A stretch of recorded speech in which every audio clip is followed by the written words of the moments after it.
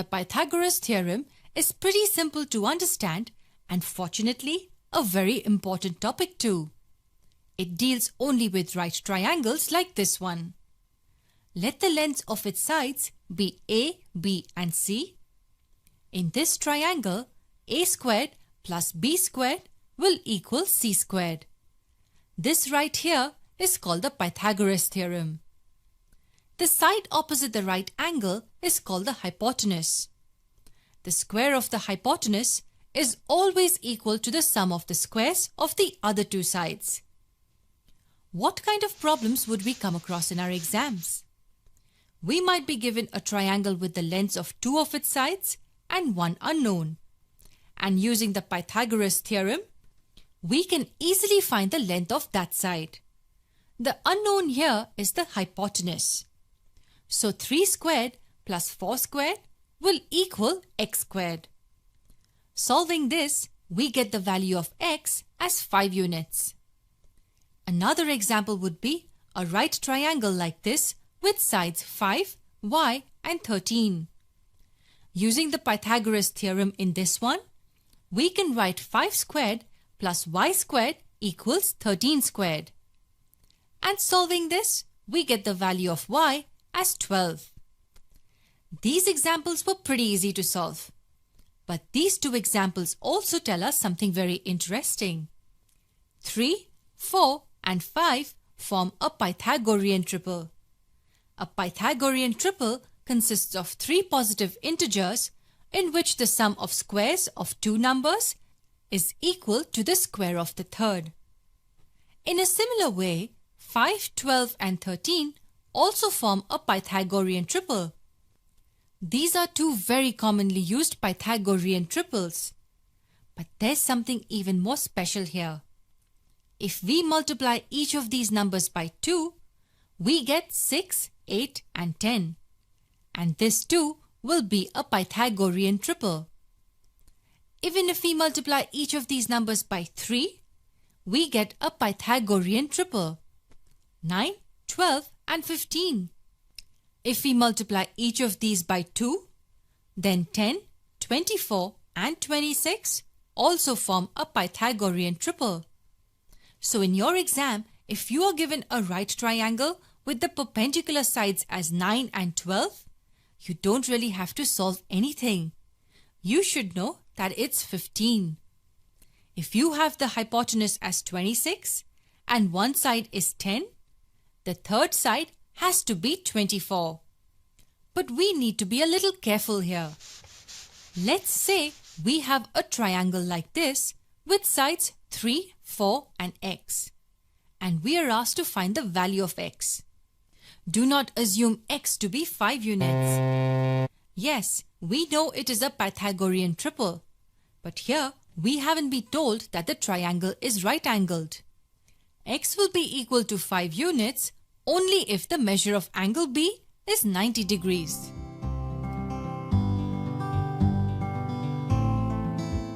Pythagorean theorem. Before we proceed to our topic, let's draw first a right triangle. Right triangle is a triangle in which one angle is a right angle, which means 90 degrees. It is also consists of 2 legs and a hypotenuse. Hypotenuse is the longest side of the right triangle. Now, how is this related to Pythagorean theorem? Pythagorean theorem says that the hypotenuse has a special relation to the other 2 sides of the right triangle. The square of the hypotenuse is equal to the sum of the squares of the 2 sides. Just remember that this equation can only be applied to the right triangle only. Let's say this right triangle has a length of A, B, and C, where A and B are the 2 sides and C is the hypotenuse. So using the Pythagorean theorem, the equation of this right triangle will become C squared equal to A squared plus B squared. Now let's take this example. If you have a right triangle whose sides are equal to 4 and 6, find the hypotenuse of the triangle. As we can see, the side C is the hypotenuse, therefore we can use the Pythagorean theorem, which is hypotenuse squared equal to the sum of the squares of 2 sides. So the equation will become C squared equal to 6 squared plus 4 squared. 6 squared means 6 will be multiplied 2 times, and 4 squared also means 4 will be multiplied 2 times. Therefore, the equation will become c squared equal to 36 plus 16.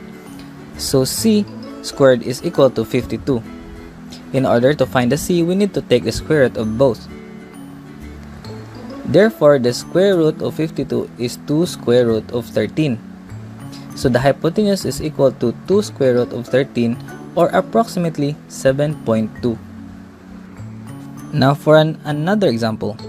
A ladder of 14 meters long is placed on the ground in such a way that it touches the top of a vertical wall of 13 meters high. Find the distance of the foot of the ladder from the bottom of the wall.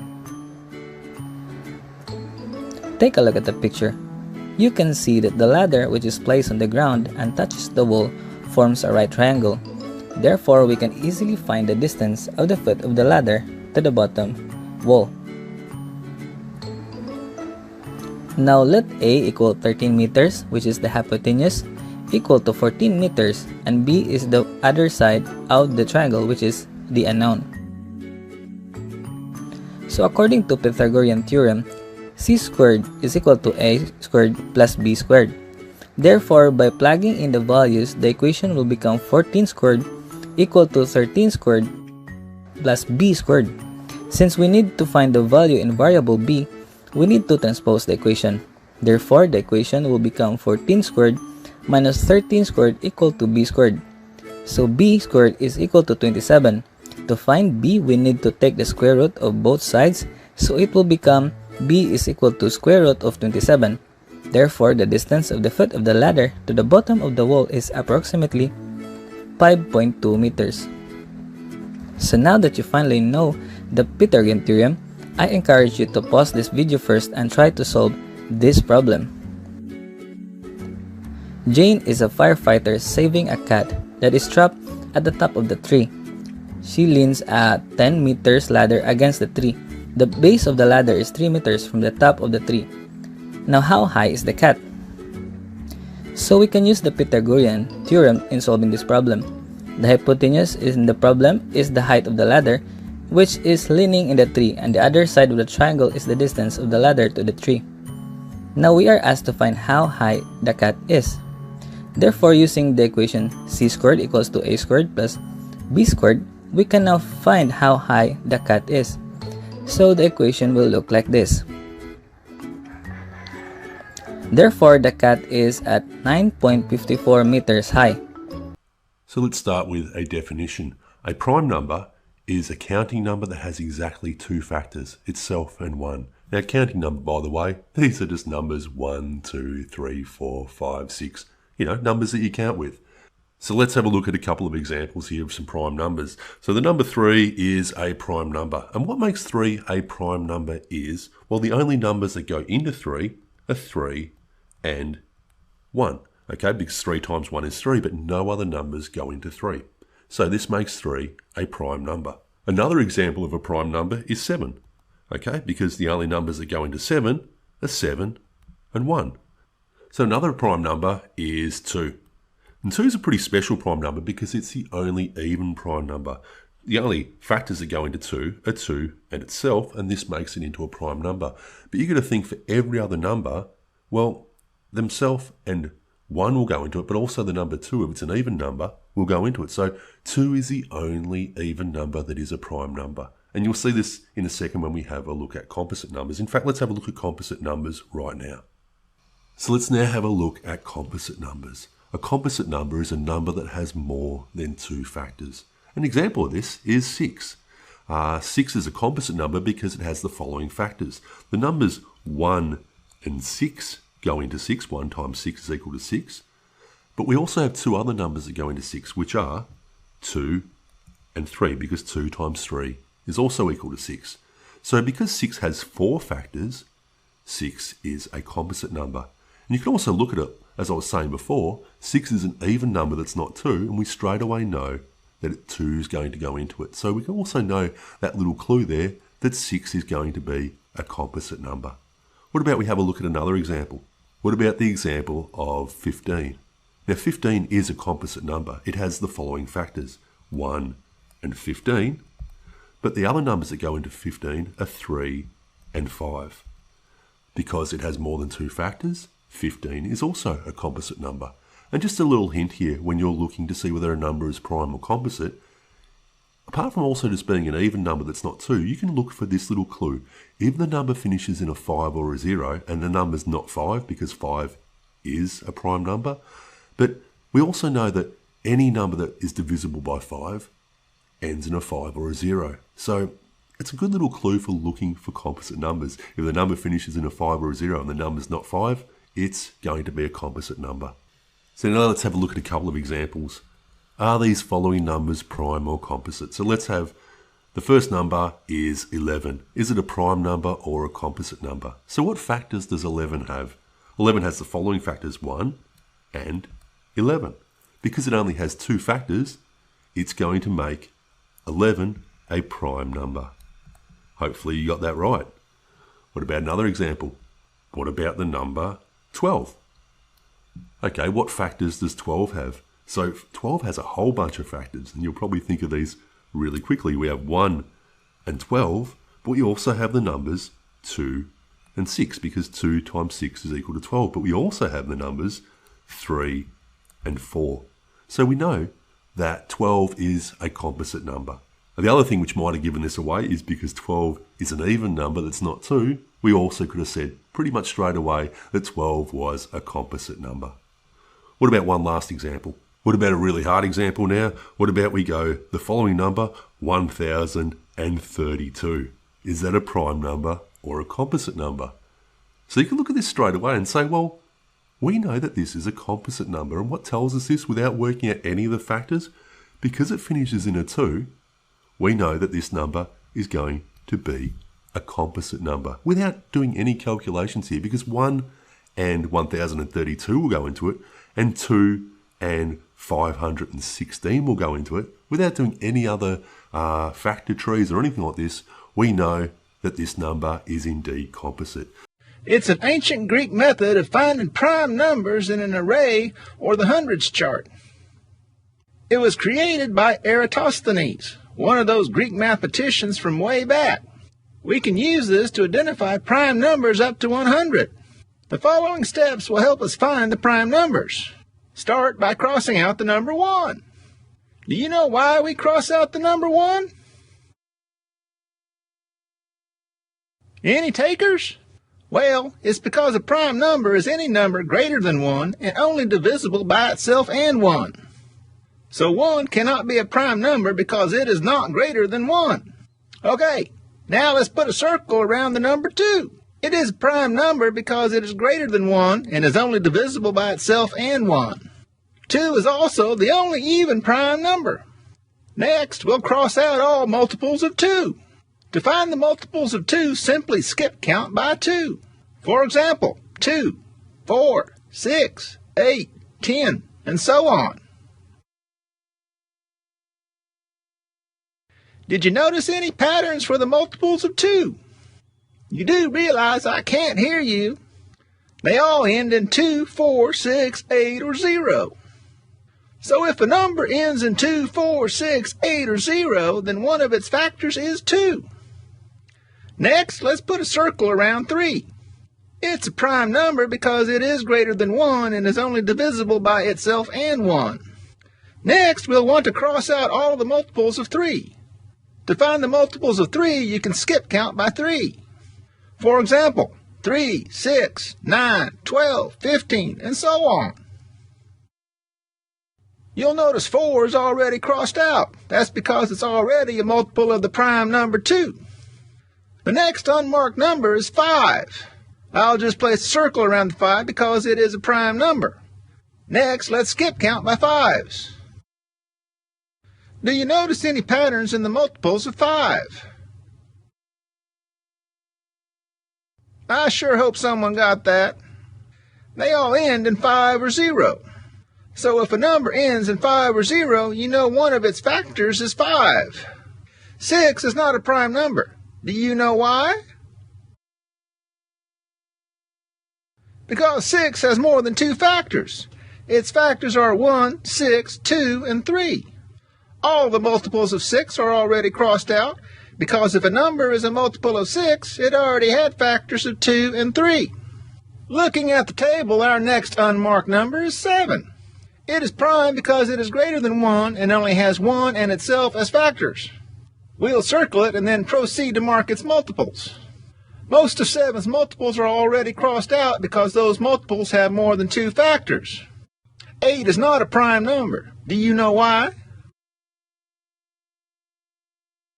Because 8 has more than 2 factors. The factors of 8 are 1, 8, 4, and 2. 8's multiples are already crossed out because if a number is a multiple of 8, it also has a factor of 2. 9 is not a prime number because its factors are 1, 9, and 3. It has more than 2 factors. All of the multiples of 9 have also been crossed out because they have other factors besides 9.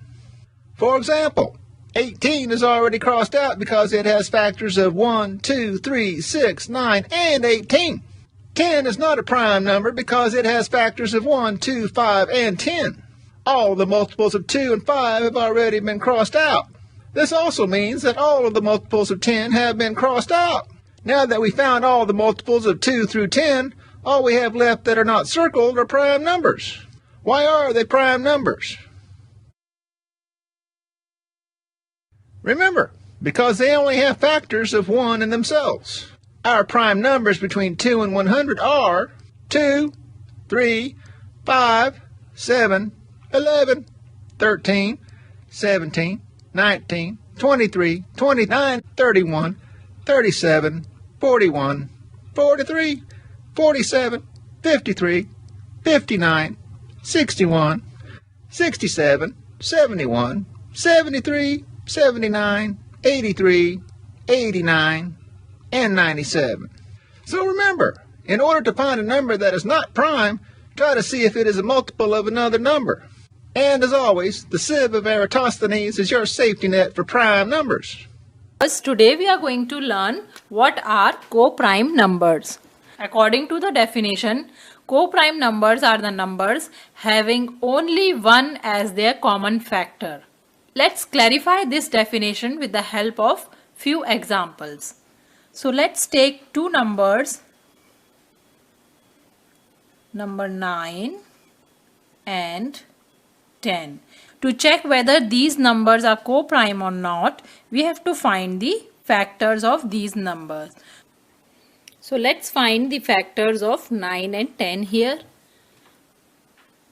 9, 3 times 3 and 3 times 1. So the factors of 9 are 3, 3 and 1. Similarly, we'll find the factors of 10, 2, 5, 1, 5, and this is 1 and 2. So the factors of 10 are 2, 5 and 1. So now we see factors of 9 are 3, 3, 1 and factors of 10 are 2, 5 and 1. So in these two factor trees, or in these two numbers, there is only one common factor, which is number 1. So the only common factor between 9 and 10 is 1. So 9 and 10 are called co-prime numbers. Let's take another example. Let's take 15 and 37 here. 15 and 37. So first we'll find the factors of 15.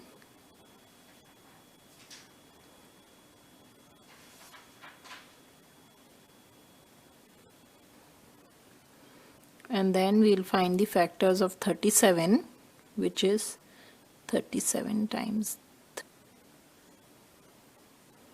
So the factors of 15 are 3, 5 and 1. And factors of 37 are 37 and 1. So here the common factor in between 15 and 37 is 1, or only 1 is the common factor between 15 and 37. So we can say that 15 and 37 are co-prime numbers. So numbers having only 1 as the common factor in between them are called co-prime numbers.